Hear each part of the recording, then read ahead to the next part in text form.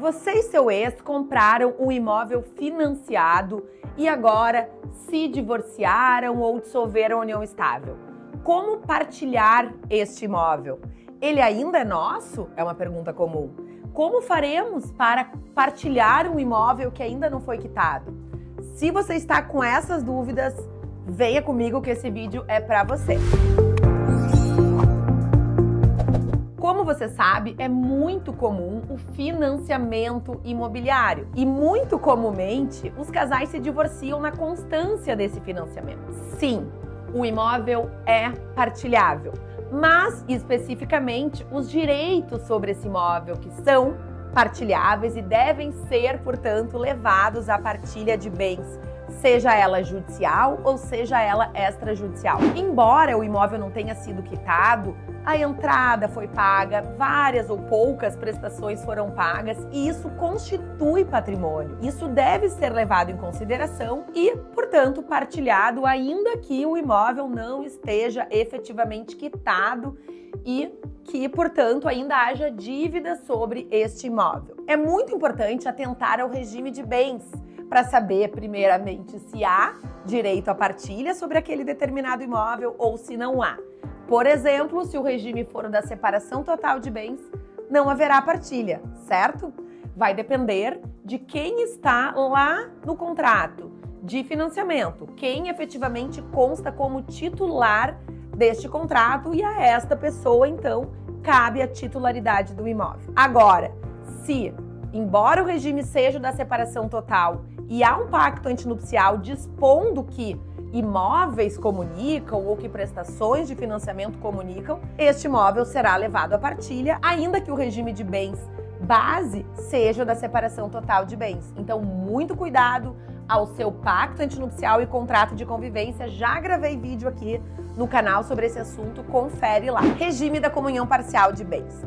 Independentemente do nome que figura ali no contrato de financiamento, porque pode o imóvel ter sido financiado no que tange alguma parte antes do início da união estável, antes do casamento, todas as prestações pagas na constância da relação conjugal ou convivencial devem ser partilhadas, ou seja, há direitos que foram adquiridos independentemente de quem pagou as prestações de financiamento. O outro consorte, o outro cônjuge terá direito a metade daqueles direitos que foram adquiridos na constância da união estável ou do casamento. O mesmo se opera no que diz respeito à comunhão universal, mas lá na comunhão universal, mesmo aquelas prestações que foram pagas antes também entram na comunhão, porque afinal na comunhão universal tudo é partilhado, enquanto que na parcial o que é partilhado é aquilo que foi pago depois do início da união estável, ou seja, depois que o casal passou a coabitar, a morar junto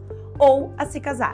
Então, vamos lá para a esfera prática. Como é que funciona? No que diz respeito ao período de divisão, objeto da divisão, vai depender, então, da data de início do casamento da união estável e da data da separação de fato, ou seja, quando o casal deixou de ter uma relação conjugal, o que não tem nada a ver com a data lá da sentença, do divórcio ou do final do processo, nada a ver com isso.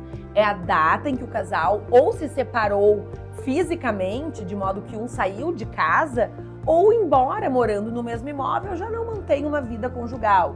Estão ali por uma questão meramente de conveniência. Apurado o período que será, então, objeto deste cálculo, a Secretaria da Fazenda do Estado em que situado o imóvel vai apurar qual o valor que foi propriamente pago na constância do relacionamento, vai corrigir aquelas parcelas, vai, então, efetuar este cálculo de modo a definir que 50% daquilo que foi pago na constância caberá a um cônjuge e 50% ao outro. E também apurar aquilo que foi pago antes, que não entrará na partilha de bens. E aquilo que foi pago depois da separação de fato também não ingressará na partilha de bens. Uma vez feito esse cálculo, então, será recolhido um imposto. Se o casal decidir que um comprará a parte do outro, daí vai ser então pago o ITBI, ou que haverá então uma doação de um para o outro, daí vai ser pago então o ITCMD, ou, por exemplo,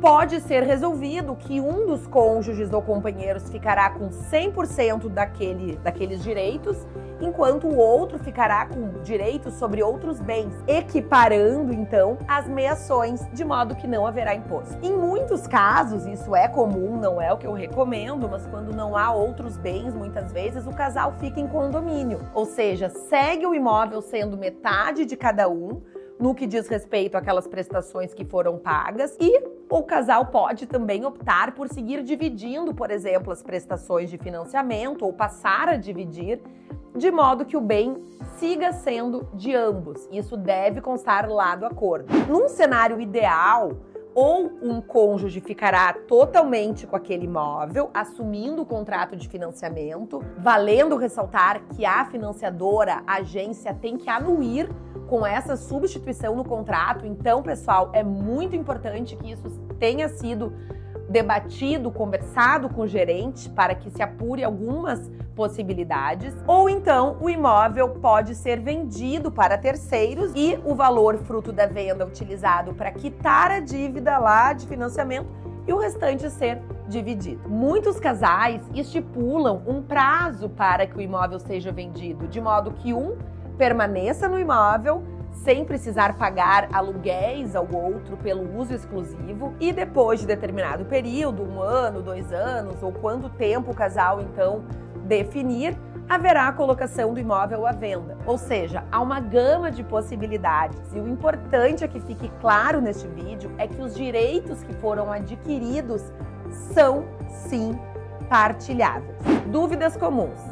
Cristiana, mas e se só um dos dois pagou o financiamento? Mesmo assim, existe a partilha sobre esses valores?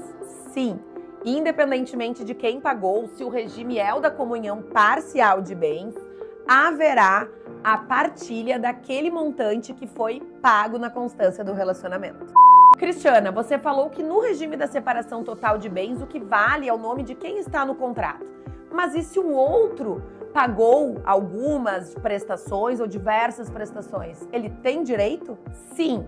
A depender do caso, embora o regime seja o da separação total, haverá a possibilidade de cobrança de uma indenização pelos valores que foram pagos, ou seja, pelas transferências, pelas prestações de financiamento pagas, uma vez que o imóvel está no nome de um terceiro, do seu cônjuge, do seu companheiro. Então isso é muito importante. Mais uma dúvida comum.